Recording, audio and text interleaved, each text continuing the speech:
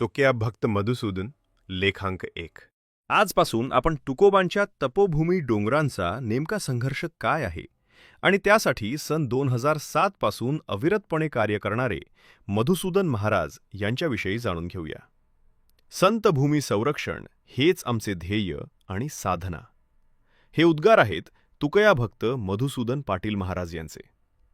तुकया भक्त मधुसूदन पाटील महाराष्ट्रातल्या वारकरी संप्रदायाला लाभलेला हा अवलिया म्हणजे एक अलौकिक वरदानच जणू. जगद्गुरू संत तुकोबारायांच्या जीवनाशी निगडीत त्यांच्या सार्वजनिक जीवनाचा परामर्श आपण या लेखातून घेणार आहोत. महान तपस्वी, तपोमूर्ती तुकया भक्त मधुसूदन महाराज हे जगद्गुरू संत तुकाराम महाराज यांचे निस्सीम भक्त आहेत.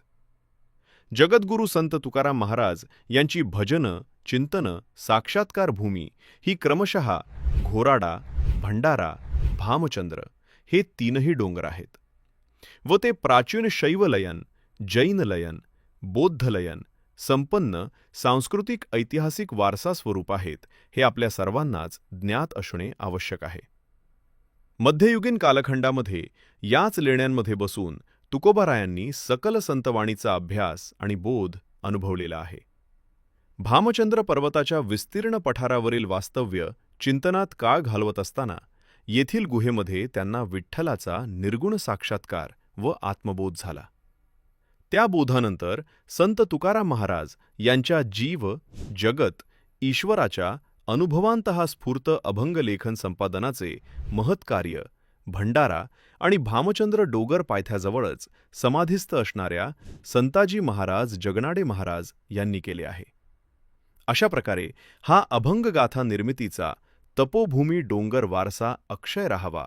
मधुसूदन महाराज त्यांच्या भामचंद्र अक्षरसाकी दर्पण ग्रंथामध्ये संदेशात्मक लिहितात, तुकोबांची श्री तपोभूमी भामेंदू रक्षिण्या सज्ज संग्रामी या वीर उतरले वारकरी दिग्गज. म्हणून या ऐतिहासिक संतभूमीचे संरक्षण आणि त्याचे जतन आणि संरक्षण करणे प्राप्त कर्तव्य आहे. हीच आम्हा वारकऱ्यांची मुख्य साधना आणि हेच आमचे मुख्य ध्येय असावयास पाहिजे.